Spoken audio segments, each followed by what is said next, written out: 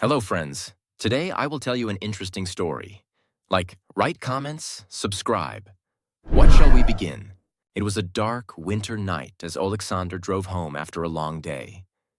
His old car crept slowly along the deserted, snow-covered highway. Suddenly, the engine sputtered and died. He had run out of gas. There was no gas station in sight, and he realized he'd have to walk. Stepping out of the car, he surveyed the empty road stretching into the darkness. There was no one around. With no other option, he wrapped his coat tighter around himself and began walking, hoping to find some shelter from the cold. The night grew colder and the wind harsher. After what felt like hours, he spotted a large, dilapidated building in the distance. As he got closer, he recognized it as an old, abandoned hospital. The building loomed eerily in the darkness, its walls cracked and windows shattered. But one window on the upper floor flickered faintly with light.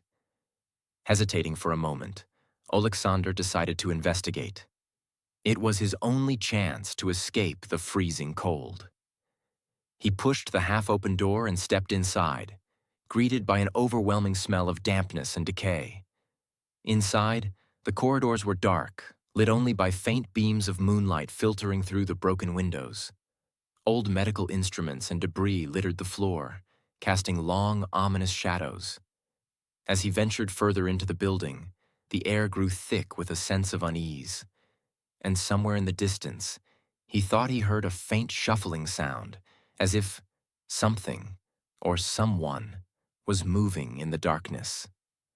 Alexander remembered the flickering light from the upper floor and made his way up the creaking stairs. As he reached the top, he heard something that made his blood run cold. A soft, distant sobbing. It was a child's voice, filled with sadness and pain. And then, at the end of the hallway, he saw her. A young girl dressed in a long white dress stood motionless. Her hair covered part of her face, but her empty, hollow eyes stared straight at him. The air around him grew colder, and a sense of dread washed over him. Before Alexander could process what was happening, the girl began to move toward him. Her steps were unnaturally slow, as if she was gliding across the floor.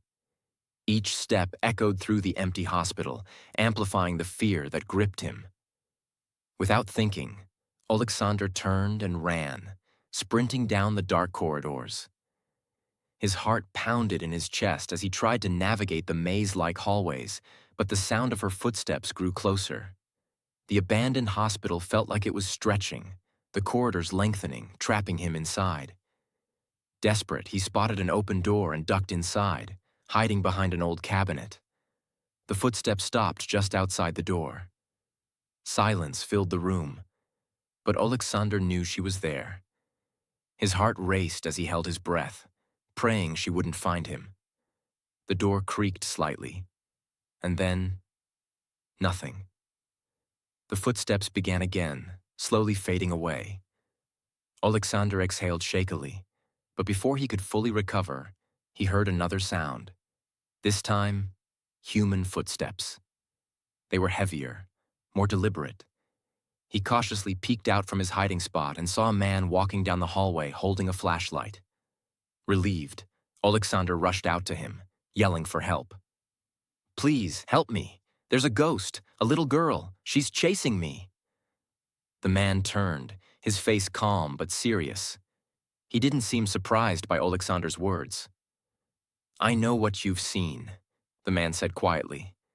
"My name is Serhi, and I'm here to deal with her." Alexander still panicked, couldn't believe what he was hearing. Serhi continued.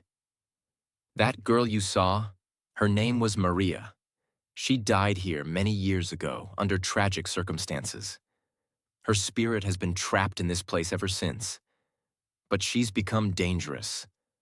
I have the ability to help her move on." Serhi reached into his coat and pulled out an old, ornate metal amulet. It looked ancient, worn by time, but pulsing with an energy Alexander could feel even from a distance. "This will protect us," Serhi said, handing the amulet to Alexander. "But we have to act quickly. She's coming." Alexander gripped the amulet tightly, feeling a strange warmth radiate from it. In that moment, the girl appeared again, this time standing at the far end of the corridor.